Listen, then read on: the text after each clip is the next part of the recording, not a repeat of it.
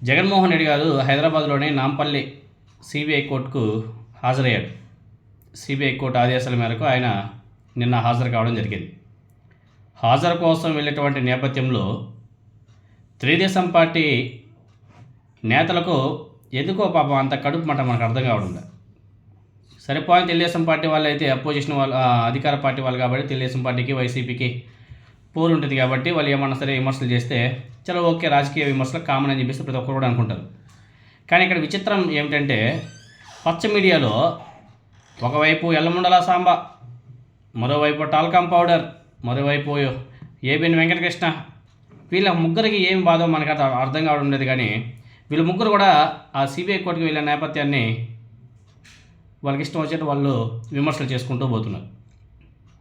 కొంతమంది అయితే కడప కర్నూలు నుంచి తెప్పించుకున్నారు జనాలు అంటారు, ఇంకొకటి ఇంకేదేదో మాట్లాడతారు. వీళ్ళకి ఎందుకు అంత కడుపు మాట మనకైతే అర్థం కావడం. జగన్మోహన్ రెడ్డి గారు కోర్టుకు వెళ్తూ షెడ్యూల్ ప్రకటించడం, జడ్జీల్ని బెదిరించే మళ్ళీ రాకుండా ఉండేందుకే అనేసి తెలుగుదేశం పార్టీ నాయకులు విమర్శిస్తున్నారు. ఇదేం విచిత్రం మనకైతే అర్థం కావడం. తర్వాత ₹1,00,000 ఖర్చు పెట్టి స్పెషల్ ఫ్లైట్లో వెళ్ళడం మీద కూడా విమర్శలు చేస్తున్నారు. అయ్యా, జగన్మోహన్ రెడ్డి గారు స్పెషల్ ఫ్లైట్లో వెళ్ళినా, స్పెషల్ హెలికాప్టర్లో వెళ్ళినా సొంత ఖర్చులతో ఆయన వెళ్తున్నాడు. దానికి ప్రభుత్వానికి సంబంధం లేదు. ఎందుకంటే ప్రభుత్వం దగ్గర నుంచి ఆయన ఎమ్మెల్యేగా ఉన్నాగానే ₹1 కూడా శాలరీ తీసుకోవడం లేదు. ఆయన మొత్తం ఆయనే సొంతంగా ఖర్చులు పెట్టుకుంటున్నాడు.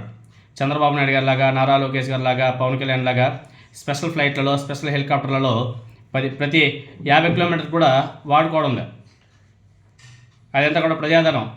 వాళ్ళు తిరిగే ఫ్లైట్లు అయినా సరే, హెలికాప్టర్లు అయినా సరే, అవన్నీ కూడా ప్రజాధనం. జగన్మోహన్ రెడ్డి గారు తిరిగేటివి ఆయన పర్సనల్ ఖర్చులు. ప్రజల సొమ్ముని ఆయన ఎక్కడైనా ₹1 కూడా వాడుకోవడం లేదు. ఇది ఒకసారి గుర్తుపెట్టుకుంటే చాలా బాగుంటుంది. ఇంకా చాలా చాలా విమర్శలు చేశారు. ఇవంతా ఎందుకు వాళ్ళకి కడుపు మంట? జగన్మోహన్ రెడ్డి గారికి వస్తున్నటువంటి ప్రజాదరణ చూసి ఓర్వలేక తప్పుడు వార్తలు, తప్పుడు విశ్లేషణలతో వ్యక్తిత్వ హననం చేయడమే ఈ కూటమి ప్రభుత్వం, అదేవిధంగా ఎల్లో మీడియా పనిగా పెట్టుకుంది అనేసి కూడా చాలా స్పష్టంగా అర్థమవుతుంది. కానీ వాళ్ళ ఏడుపులే వైఎస్ జగన్మోహన్ రెడ్డి గారికి ప్రజా దీవెనలుగా మారుతాయి అన్నది నిన్న వచ్చినటువంటి జనాలు చూస్తే చాలా స్పష్టంగా అర్థమవుతుంది. అదేవిధంగా కోర్టు ఆదేశాలను గౌరవించి నాంపల్లి సిబిఐ కోర్టుకు హాజరు కాబోతూ అందుకు ఒక షెడ్యూల్ను కూడా విడుదల చేస్తే కోర్టుకే జగన్ టైం ఇచ్చాడు అని చెప్పేసి తెలుగుదేశం పార్టీ సోషల్ మీడియాలో ఒక దుష్ప్రచారం, కోర్టులను కూడా తప్పుదోవ పట్టించే ప్రయత్నం చేస్తుంది ఈ పచ్చ మీడియా, అదేవిధంగా వాళ్ళ సోషల్ మీడియా, అదేవిధంగా కొంతమంది నాయకులు.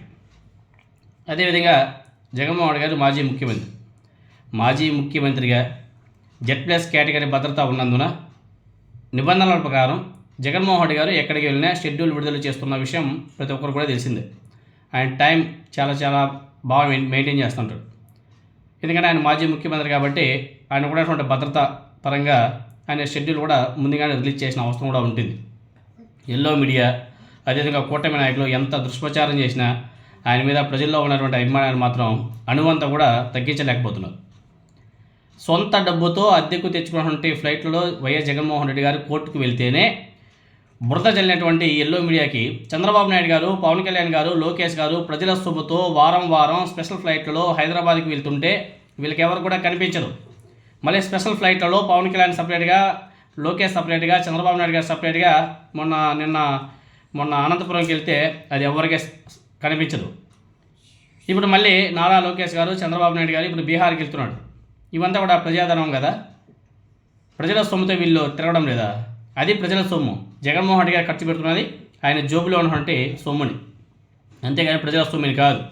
ఈవెన్ ఆయన ఎమ్మెల్యేగా ఉన్నా, ముఖ్యమంత్రిగా ఉన్నా ₹1 కూడా జీతం తీసుకోకుండా ప్రజలకు సేవ చేస్తున్నాడు. అక్కడే సరిపోతుంది జగన్మోహన్ రెడ్డి గారు ఎంత చిత్తశుద్ధితో ప్రజలకు సేవ చేస్తున్నాడు అన్నదానికి.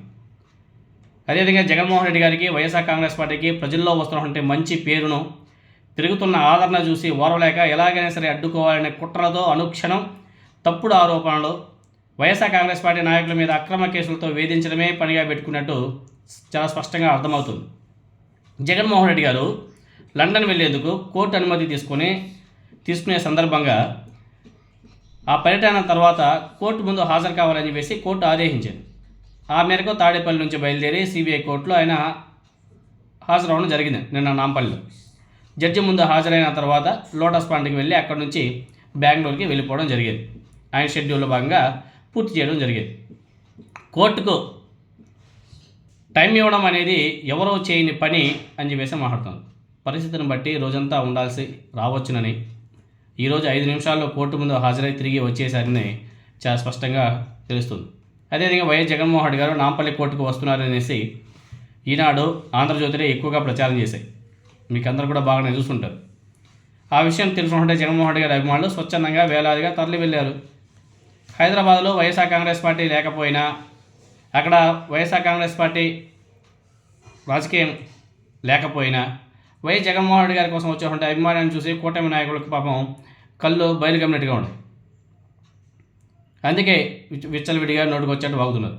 అదేవిధంగా జగన్మోహన్ రెడ్డి గారి పర్యటనలో ఎవరో ఒక తెలంగాణ వైఎస్ఆర్ కాంగ్రెస్ పార్టీ అభిమాని అయి ఉండొచ్చు, వైఎస్ రాజశేఖర రెడ్డి గారి అభిమాని అయి ఉండొచ్చు, వైఎస్ జగన్మోహన్ రెడ్డి గారి అభిమాని అయి ఉండొచ్చు. ఆయన మళ్ళీ 2029 రఫా అని చెప్పేసి ఒక ఫ్లెక్సీ పెట్టాడు. దాన్ని చూసి తెలుగుదేశం పార్టీ నాయకులు, వాళ్ళ సోషల్ మీడియా, వాళ్ళ పచ్చ మీడియా గిలగిలా వణికి చస్తున్నారు. అట్లే 2029 రఫా ఎలా ఉంటుందో నిన్న మొన్న వర్ల రామయ్య కూడా మాట్లాడాడు. 88 ఫిగర్ దాటిన మరుక్షణమే ఎలా ఉంటుందనేసి కూడా ఆయన పాపం చాలా స్పష్టంగా అందరికీ అర్థమయ్యే రీతిలో చెప్పడం జరిగింది.